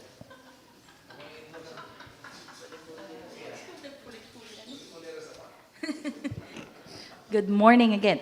Committee Report Number 5.1, dated June 23, 2025, addressed to the presiding officer, subject, Ordinance Number 01, Series of 2025 of Barangay Kulambugan, Maramag, Bukidnon, received on May 21, 2025, entitled, An Ordinance Revising the Barangay Ordinance Number 1, Series of 2001, Imposing Fees and Charges of Barangay. Proponent, Sangguniang Barangay of Kulambugan, Maramag, Bukidnon. Submitted by Committee on Laws, Rules, Ethics, and Regulations, Committee on Barangay Affairs and Local Government. Findings and recommendation: 1. The power of the barangay to levy taxes, impose fees and charges, and raise revenues is exercised through the Sangguniang Barangay, subject to the limitations imposed in the Local Government Code. Section 152 of the Local Government Code provides that the barangays may levy taxes, fees, and charges which shall exclusively accrue to them, viz. Taxes on stores or retailers with fixed business establishments, B. Service fees or charges for services rendered in connection with the regulation or the use of barangay-owned properties or service facilities, C. Barangay clearance and the other fees and charges, such as on commercial breeding of fighting cockfights and cockpits on place of recreation which charge admission fees, and on billboards, signboards, and neon signs and outdoor advertisements. 3. During its first regular session dated January 8, 2025, the Sangguniang Barangay of Columbugan enacted Ordinance Number 01-2025 entitled An Ordinance Revising Barangay Ordinance Number 1, Series of 2021, imposing fees and charges of barangay. A joint committee hearing was conducted on June 18, 2025, 11:35 in the morning at the legislative meeting room with the presence of the following: A. Yours truly, Chairperson, Committee on Laws, Rules, Ethics, and Regulations, the Honorable Roy Y. Cabalquinto, Committee Member, Committee on Laws, Rules, Ethics, and Regulation, Honorable Nestor G. Paulican, Committee Member, Committee on Laws, Committee on Barangay Affairs and Local Government, the Honorable 𝐒𝐚𝐬𝐬𝐢𝐨𝐧, Sangguniang Bayan Member, E. Honorable Lexel Ruth A. Mrs. Amente, Barangay 𝐶𝐏𝐏𝐄𝐍𝐰, Columbugan, and F. Ms. Mamel C. Madad, Barangay Treasurer, Columbugan. 5. The following transpired during the committee hearing. A. Yours truly required the submission of the following: minutes of the public hearing, attendance sheet from the public hearing, documentation of the public hearing. B. Yours truly suggested the following: to revise the title of the ordinance into Barangay Revenue Ordinance of Columbugan, Maramag, Bukidnon. 2. To exempt indigents from paying the barangay certificates issued for medical billing purposes. 3. To exempt first-time job seekers from paying for barangay clearance issued for employment purposes in accordance with Republic Act 11261, also known as the First-Time Job Seekers Assistance Act. 4. To impose fees and charges for the use of barangay covered court with a suggested rate of 300 during daytime and 500 during nighttime. 5. Section 4.2, to specify that an additional fee of 2 pesos fee will be charged for each succeeding day of renting shares owned by the barangay. 6. In Section 4.8, to specify the rate of fees for promotional advertisements such as panels, motorcycles, and other mobile or traveling mediums used for marketing goods or services for sale. Senator Bonas Palican recommended the following. 1. Section 4.1, to increase the fees and charges for the use of solar dryer from 7 pesos to 10 pesos per sack. 2. In Section 4.5.1, to increase the barangay certification fee for tree planting for marriage purposes from 100 to 150. In Section 4.7.3, to remove the word endorsement and replace it with filing fee with fixed rate of 200 pesos. 4. Section 4.7.6, to specify whether the 1% agreement fee will be shouldered by the buyer or the seller. And 5. To impose fees for billboards based on their dimensions. The attendees from Barangay Columbugan were informed that the ordinance will be referred back to Sangguniang Barangay for necessary amendments. 6. Therefore, the committee hereby recommends to refer back for modification Ordinance Number 1, Series of 2025, Barangay Columbugan, Maramag, Bukidnon, entitled An Ordinance Revising Barangay Ordinance Number 1, Series of 2021, imposing fees and charges. Submitted by yours truly, Chairperson, Committee on Laws, Rules, Ethics, and Regulation, Honorable John Lester Titan, Chairperson, Committee on Barangay Affairs and Local Government, Member, Committee on Laws, Rules, Ethics, and Regulation, 𝐒𝐞𝐬𝐬𝐢𝐨𝐧 its members, Honorable Roy Y. Cabalquinto, Member, Committee on Laws, Rules, Ethics, and Regulations, Honorable Nestor G. Paulican, Member, Committee on Barangay Affairs and Local Government, and Honorable Paul Richie P. Galilea, Member, Committee on Barangay Affairs and Local Government. I move for the adoption of the committee report. Second. Motion to adopt the report, seconded by Honorable Cabalquinto. Comments none. Motion is approved. Let's hear your questions, discussion.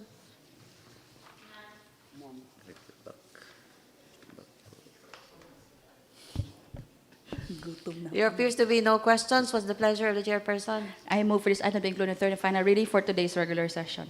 There's a motion to include the item for third and final reading today's session, seconded by Honorable Cuadrasal. Comments none. Motion is Committee Report Number 5.2, dated June 23, 2025, addressed to the presiding officer. Subject: Ordinance Number 01, Series of 2025, Barangay Laros, Maramag, Bukidnon, received on June 10, 2025, entitled Proposed Barangay New Omnibus Tax Ordinance of Barangay Laros, Maramag, Bukidnon. Proponents of Barangay Laros, Maramag, Bukidnon. Submitted by Committee on Laws, Rules, Ethics, and Regulations, Committee on Barangay Affairs and Local Government. Findings and recommendation. 1. The power of the barangay to levy taxes, impose fees and charges, and raise revenues is exercised through the Sangguniang Barangay, subject to limitations imposed in the Local Government Code. Section 152 of the Local Government Code provides that the barangays may levy taxes and fees and charges which shall exclusively accrue to them based on taxes on stores or retailers of fixed business establishments, service fees or charges for service rendered in connection with the regulation of use of barangay-owned properties or service facilities, see barangay clearance, and the other fees and charges such as on commercial breeding of fighting cockfights and cockpits on places of recreation which charge admission fees, and on billboards, signboards, neon signs, and outdoor advertisements. During its third regular session dated January 22, 2025, the Sangguniang Barangay of La Rojas enacted an ordinance entitled Proposed Barangay New Omnibus Tax Ordinance of Barangay La Rojas, Maramag, Bukidnon. For a joint committee hearing was conducted on June 18, 2025, 10:25 in the morning at the Legislative Room with the presence of the following: A. Yours truly, Chairperson, Committee on Laws, Rules, Ethics, and Regulations. B. Honorable Roy Y. Caballquinto, Member, Committee on Laws, Rules, Ethics, and Regulations. C. Honorable Nestor G. Paulican, Member, Committee on Barangay Affairs. D. Ms. Elena B. Rabaya, Municipal Local Government Operations Officer, DILG. E. Honorable Robert L. Baqueque, Punong Barangay La Rojas. F. Honorable Neil Palomero, Barangay Cagawad, La Rojas, and Mr. Pedro Sabsal, Barangay Treasurer, La Rojas. 5. The following has transpired during the committee hearing. A. Duly attached to the ordinance of the Barangay La Rojas are the following: minutes of the hearing dated January 24, 2025, attendance sheet dated January 24, 2025, documentation during the public hearing dated January 24, 2025. B. It was observed that the title of the ordinance used the word proposed. It should be taken into account that one of the ordinance already been enacted by the council should no longer be referred to as a proposed ordinance. C. Yours truly recommended the following: to revise the title of the ordinance, considering that the term omnibus implies a broad scope. 2. To revise the title of the Barangay Urban Ordinance La Rojas, Maramag, Bukidnon. And 3. To omit Section 11 violation fees, which imposes fees for violations such as public scandal, disturbances during benefit dances or meetings, and the concealment of deadly weapons. 4. To omit the fixed amounts of Section 14D for the payment of the community tax certificate in accordance with the provision of the Local Government Code, which states: Section 157, individuals liable to community tax, every inhabitant of the Philippines 18 years old or of age or over who has been regularly employed on a wage or salary basis for at least 30 consecutive working days during calendar year, or who is engaged in business or occupation, or who owns real property with an aggregate assessed value of 1,000 pesos or more, or who is required by law to file an income tax return, shall pay an annual community tax of 5 pesos and an annual additional tax of 1 peso for 1,000 pesos of income, regardless of whether from business, exercise of profession, or from property, which in no case shall exceed 5,000 pesos. In the case of husband and wife, the additional tax herein imposed shall be based upon the total property owned by them and the total gross receipts or earnings derived from them. 5. To omit the Section 17's penal provision, substitute it with the provision that imposes surcharges on late payments. D. Mr. Bayer recommended the following: to include provision exempting first-time job seekers for the paying barangay clearance fees in accordance with Republic Act 11261 or the First-Time Job Seekers Assistance Act. Section 3 of RA 11261, waiver of fees and charges, provides the subject to exceptions provided in Section 8 of this Act. All government agencies and instrumentalities, including government-owned and controlled corporations or local government units, and government hospitals shall not collect fees or charges when a first-time job seeker, provided that such fee or charge is paid in connection with application for the granting of licenses, proofs of identification, clearances, certificates, or other documents usually required in the course of employment locally or abroad. Provided further that the benefit provided under this act shall only be availed of once. To the separation section, 7, filing fees from Section 6, certificate of marriage, since it was incorrectly placed under the certificate of marriage category. 3, to amend the filing fees for civil and criminal cases by adopting a standard or uniform rate. 4, to omit Section 15, no exemption in light of the recommendation granting exemptions to first-time job seekers. The Honorable Paulican recommended to increase the rental fee in Section 10 for the use of barangay solar dryer from 5 pesos per sack to 10 pesos per sack. And F, Punong Barangay Baqueque was incorporated. The ordinance will be referred back to Sangguniang Barangay for the necessary amendments. 6, therefore, the committee hereby recommends to refer back for modifications Ordinance number 01/0125 entitled Proposed Barangay New Omnibus Tax Ordinance of Barangay La Rojas, Maramag, Bukidnon. Submitted by yours truly, Chairperson, Committee on Laws, Rules, Ethics, and Regulations, Honorable John Lester T. Tan, Chairperson, Committee on Barangay Affairs and Local Government, Member, Committee on Laws, Rules, Ethics, and Regulations. Concur by its members, Honorable Roy Y. Caballquinto, Member, Committee on Laws, Rules, Ethics, and Regulations, Honorable Nestor G. Paulican, Member, Committee on Barangay Affairs and Local Government, and Honorable Paul Richie Pigalea, Member, Committee on Barangay Affairs and Local Government. I move for the adoption of the committee report. A motion to adopt the report, seconded by Honorable Paulican. Comments none. Motion is approved. Discussion.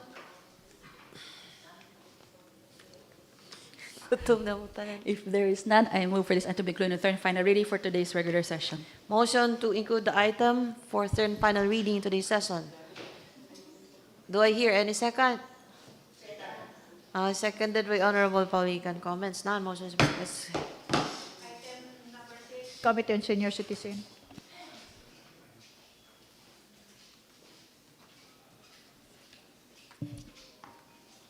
Good morning, everybody.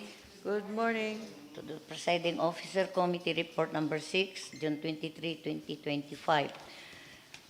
To the Presiding Officer, subject an ordinance institutionalizing the Federation of Senior Citizens Association of Maramag, Bukidnon, and providing for its composition, powers, and duties of its member, and providing funds therefore. Proponent, Honorable Lorraine Lauri, Sangguniang Bayan member. Submitted, Committee on Senior Citizens. Findings and recommendation. On June 2, 2025, during the 143 regular session of the 15th Sangguniang Bayan of Maramag, the chairperson of Committee of Senior Citizens reported the item for deliberation. However, during the discussion, the presiding officer, Honorable Attorney Maribeth Lopez, recommended to amend the title of the proposed ordinance to recognize not only the senior citizens president of 20 barangays, but also the entire membership of Senior Citizen Federation. In light of this recommendation, the committee chairperson deferred the items for further review and modification. 8. On committee hearing was conducted last June 18, 2025, 9 p.m. in the morning at the Legislative Gallery with the presence of the following: yours truly, Honorable Attorney Abonjo Gaitira, Honorable Lorraine Lauri, Ma'am Teresita Nanliano, Ma'am Sir Dave Santiago, and Mr. Henry Cordero, Senior Citizen Federation President. 9. The following has transpired during the committee hearing. A. Mr. Ian Dave Santiago sought the clarification of proper sequence for the selection of officer. Mrs. Teresita Lanliano, Head of the Office of the Senior Citizens Affairs, explained that the election officer will be conducted every 3 years and that the incumbent officer may be re-elected if choose to do so, subject to the rules and regulations of the prescribed by the Municipal Social Welfare and Development Office and OSCA. B. Mrs. Naliano stated that the election of Barangay Senior Citizens President shall be conducted first, followed by the election of OSCA officer and subsequently the election of Federation officer. C. The committee resolved the amendment of title of ordinance to an ordinance institutionalizing the Federation of Senior Citizens Association of Maramag, Bukidnon, and the providing for its composition, power, and duties of its member, and providing funds therefore, in order to reflect the inclusive intent of the ordinance in recognition the entire Federation. 10. The proposed Barangay Senior Citizen President Ordinance of the Municipality of Maramag contains the following provision. A. Section 5 identifies the officer of the Federation of Senior Citizen Association of Maramag. B. Section 6 provides the power, function, and duties of the Federation. C. Section 7 provides the regular election of the Federation officer shall be held every 3 years, and the incumbent officer may be re-elected subject to the rules and regulations to be prescribed by the Municipal Social Welfare and Development Office and the Office of Senior Citizens Affairs, which are tasked to supervise the conduct of election. D. Section B provides that all the elected senior citizens president from the 20 barangays shall be entitled to a monthly financial subsidy of more than 2,000 pesos each. E. Section 9 provides the qualification in order to qualify for the financial subsidy. F. Section 10 mandates the Office of the Senior Citizen Affairs and the Municipal Social Welfare Development to oversee implementation of the ordinance. Furthermore, the section mandates the Federation of Senior Citizens Association of Maramag to assist in the monitoring and reporting of the performance and activities of the Senior Citizens Association in each barangay. 9. Section 10 allocate a minimum amount of 480,000 pesos in the annual budget of the municipality for the implementation of the ordinance. 11. The committee deemed it necessary to enact an ordinance that establishing an institutional framework for the municipalities, Senior Citizen Federation, along with mechanism to ensure sustainable funding and long-term support. 12. Now, therefore, the committee hereby recommend to enact an ordinance institutionalizing the Federation of Senior Citizens Association of Maramag, Bukidnon, and providing for its composition, powers, duty of each member, and providing funds therefore.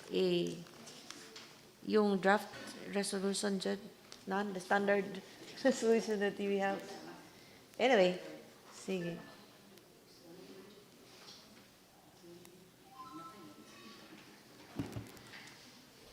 So I think we don't need any resource person Yeah. for this particular item.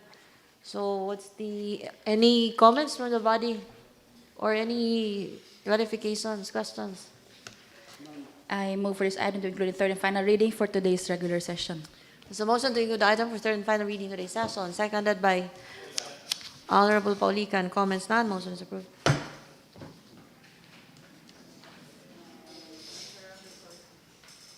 Let's have the natural resources.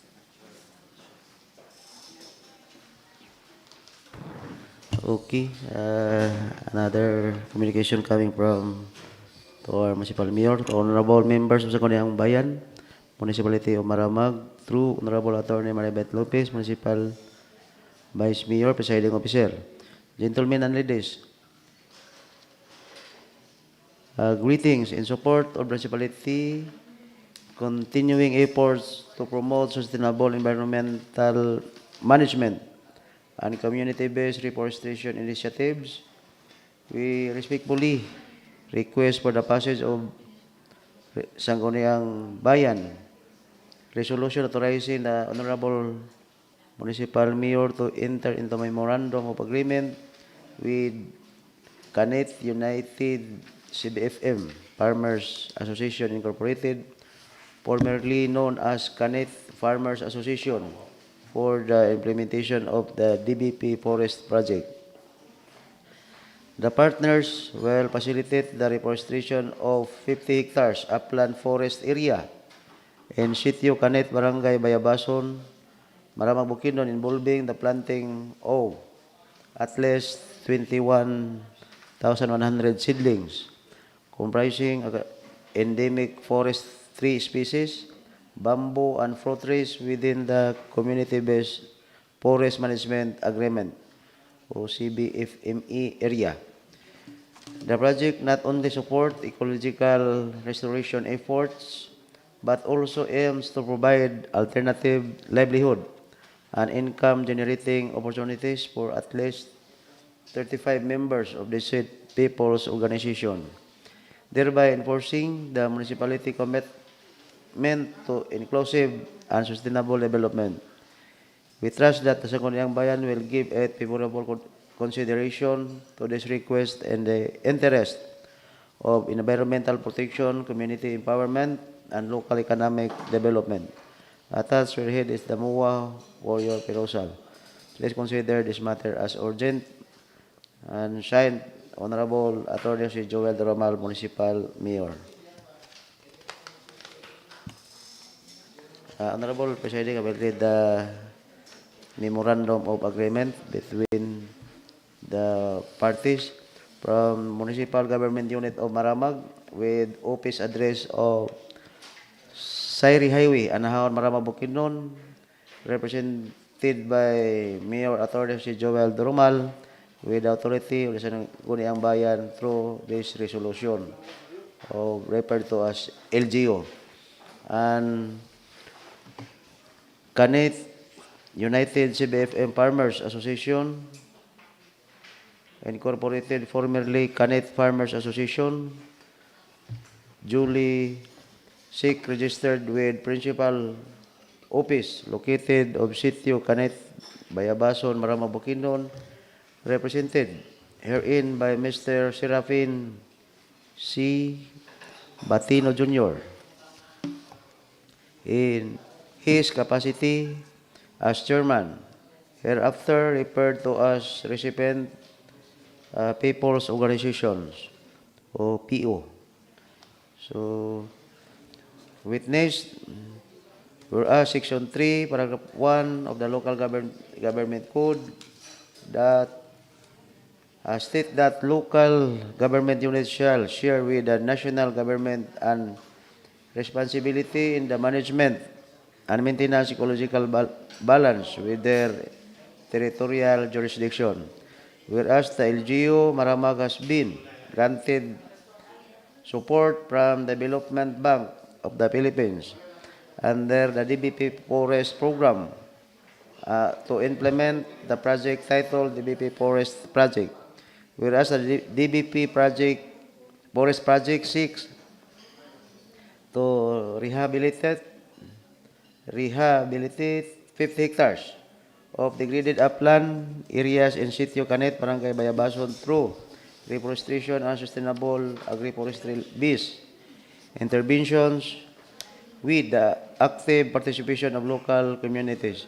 Whereas the LGU Maramag intends to establish a reforestation project within the community-based forest management area of the Canet United CBFM Farmers Association Incorporated, formerly known as Canet Farmers Association, herein referred to as the project.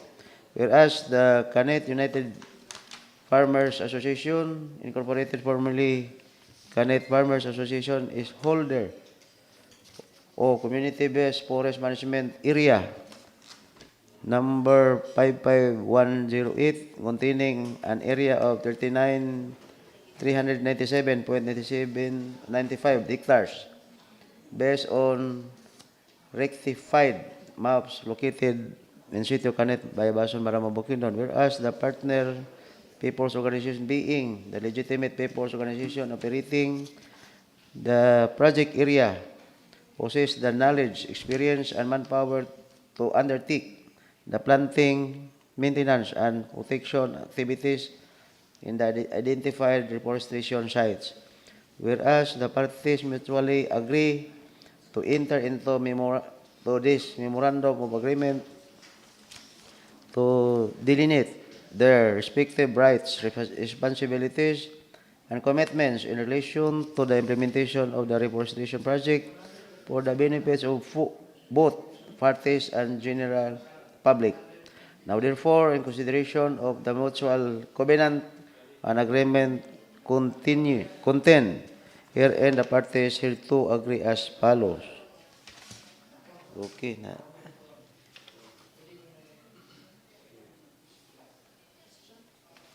Okay. Do we have a resource person around? Yes. Ma'am Ann. Okay, motion to suspend the House rule is granted. Let's hear from the resource person, Miss Ann Abitona and George of the Jungle. Cipriano. Yes, please. So you have the floor, Miss Ann. Okay, may udto sa tanan no. So kaning ato ang in connection ni siya sa katong napangayon na sa mga resolution katong enter into MOA si LGU Maramag with DBP. So kani as part sa nanay kwan si DBP gi-required na ta nila as part silang pre-release sa fund. Nag-require sila og kanang MOA between sa atong PO nga na-identified, which is ang katong kanit CBFM Farmers Association, which is ang original gud ani is 100 hectares. So pero ang na-provide lang ni PO is 50 hectares lang gid siya.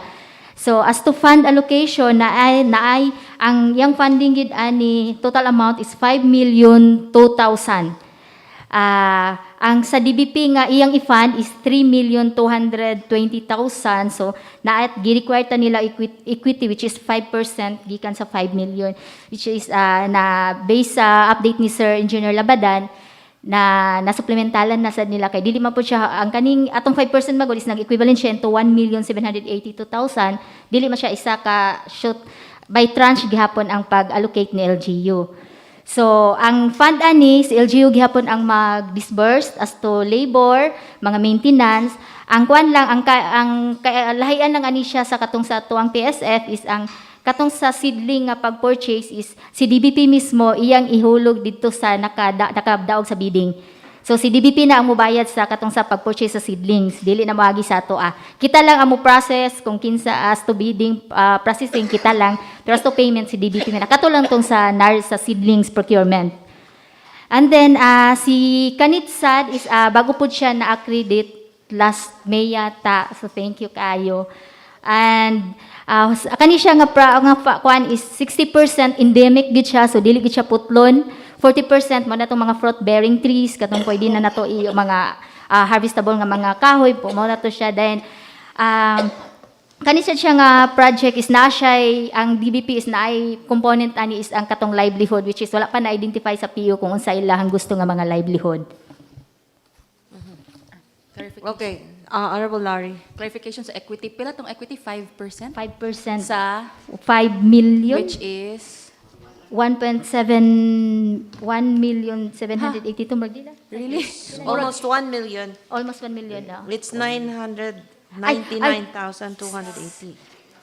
Kung 5% sa Sorry. 5 million, that's 250,000 naman. Pila ka percent? Dako, okay. Lahat to?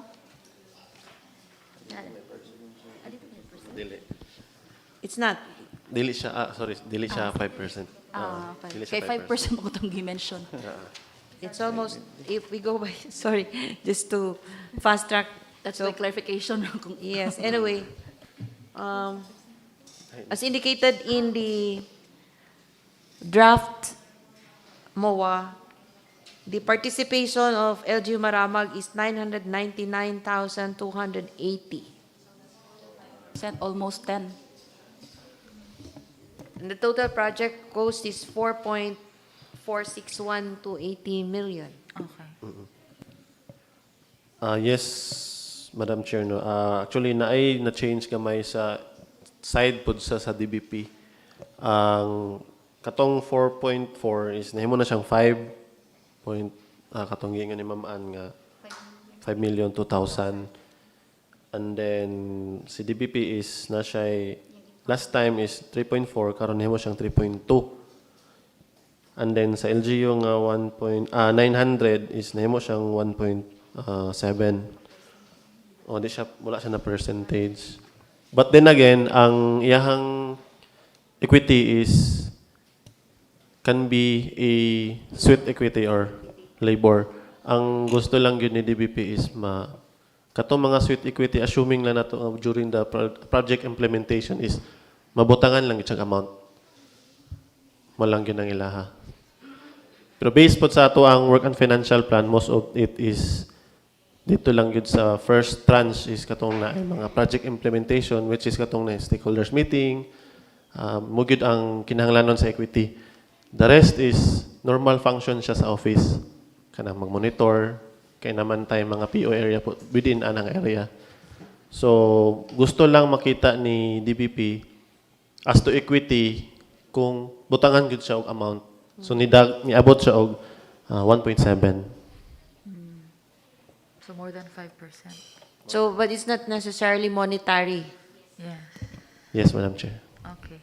So, gi-istorya na po nato si DBP ana nga actually hesitant po si Mayor kay pag kita niya sa equity dako gyud. Pero gi-clear na to sila kung if in case ingani kadako maglisod gyud mi og kanang hatag ani nga kadako nga amount.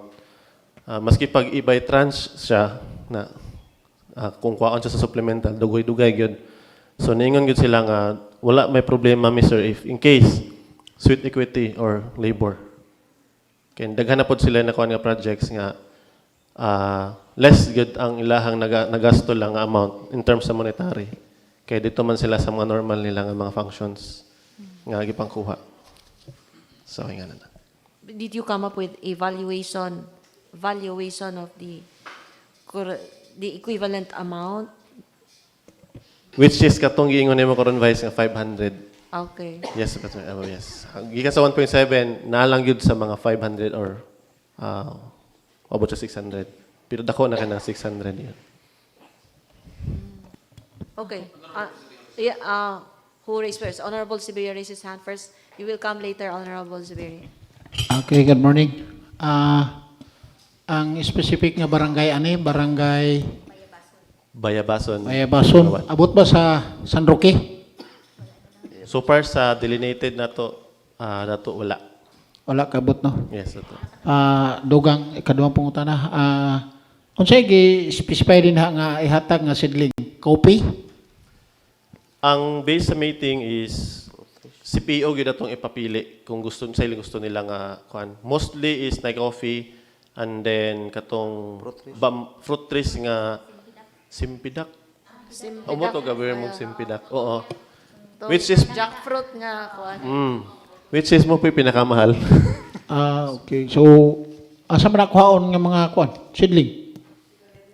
Naanatay na identify nga 3 ka mga accredited sa DBP accredited. So, motong magbidding sa dendats and then kung kinsay makadaog, si DBP na yung magtagak sa direkta sa kung kinsa tong supplier.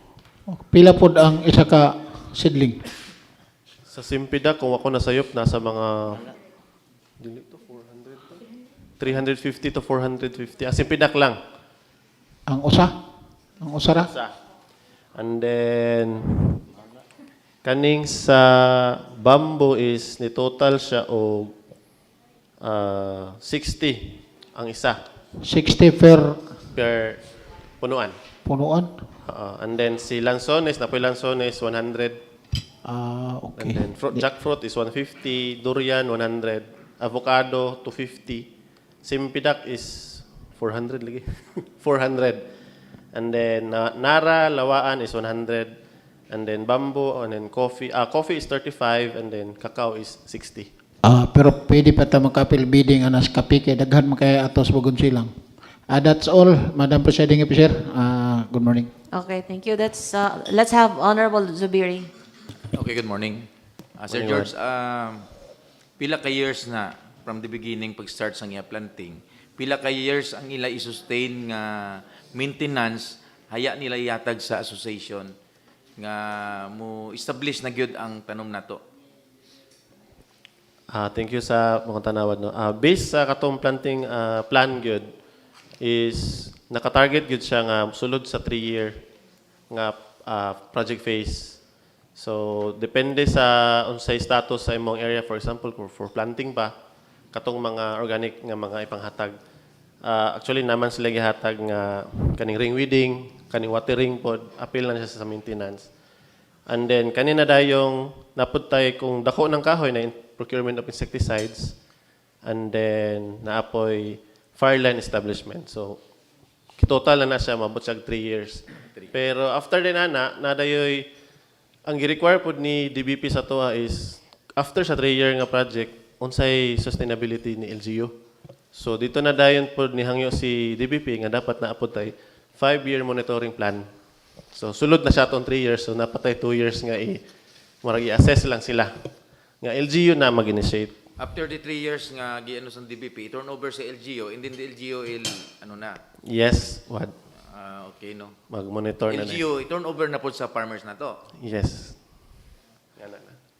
How many years ang sustain na pod sa LGU nga financial assistant na pod sa farmer na to para ma-continue ang sustainability nga niya nga mahatag sa iyang mga maintenance sa ato nga tanom. Maya dayon nga mo ano na gid siya. As to sa LG level na after sa 3 years is more on sa monitoring, and then sa katong sa kung na mortality na patay dito mo hatag sa LGU sa katong mga free nga mga seedlings. Pero as to kato na dayong maintenance na gyud wala na gyud. Asa may stable ng ato. Okay, thank you, Honorable Presiding Officer. Okay, thank you. Next, anyone? Okay, I think we will excuse si Sir Cipriano and Ma'am Abentona.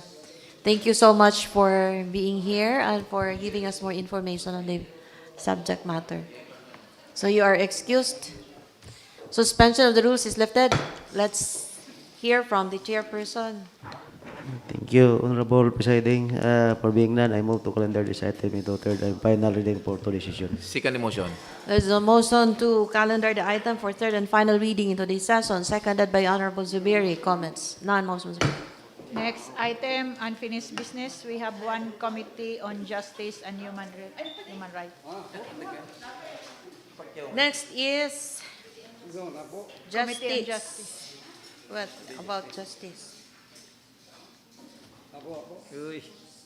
Di mo na. What is the justice?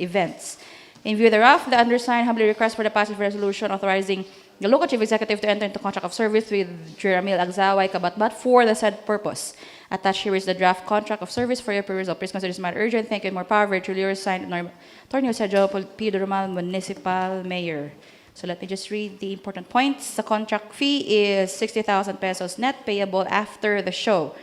Responsibilities of the parties. First party shall pay the consideration as stipulated above. Second party shall be responsible for the following: render photo documentation services during the activities, provide photo shoot to the newly elected officials, provide copies of photo to newly elected officials, provide souvenir album to the Office of Secretary to the Sangguniang Archives.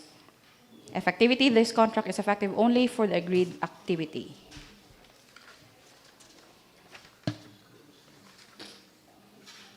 Do we have a resource person? Wala naman tingala. There's nothing technical about this one.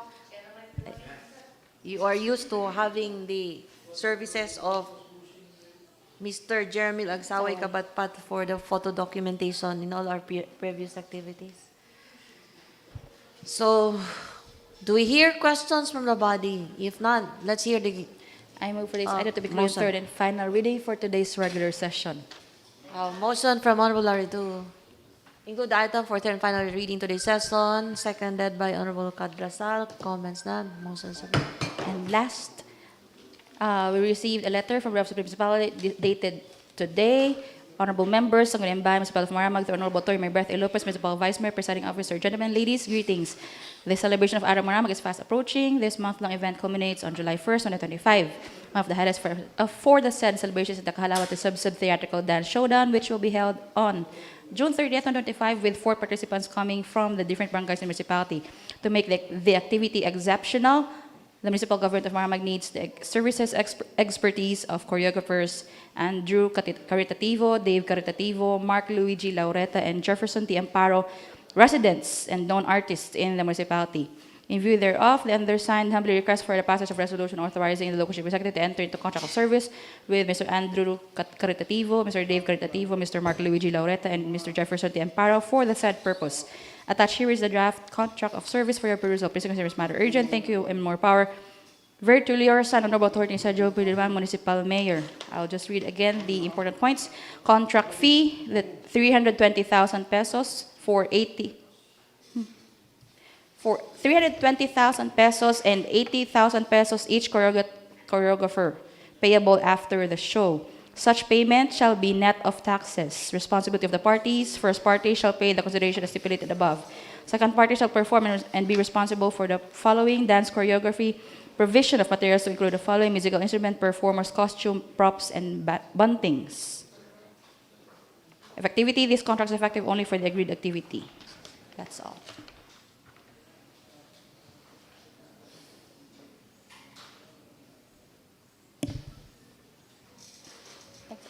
That's all. Do we have resource person inside the session hall?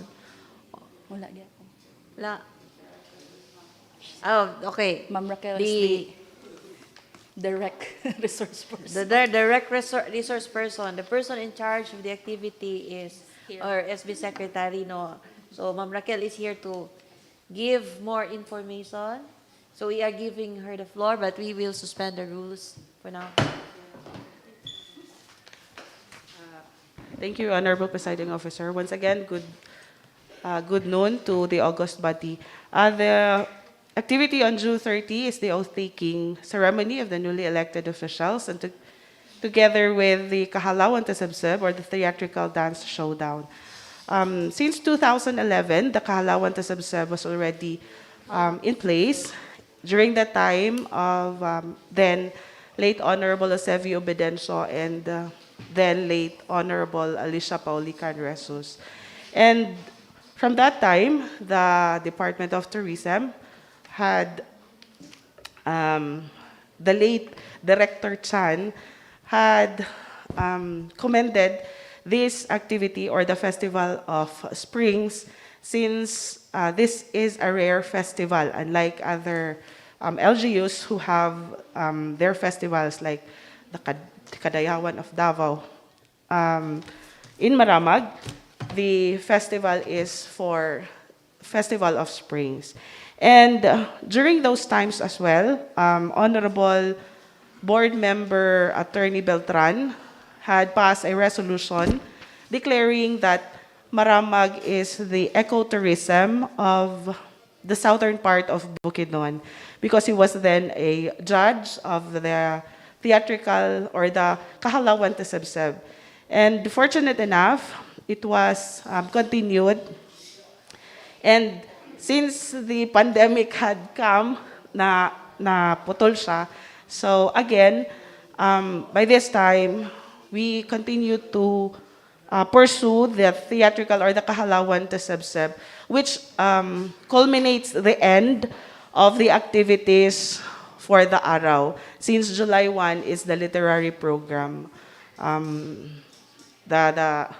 which is the araw literary program.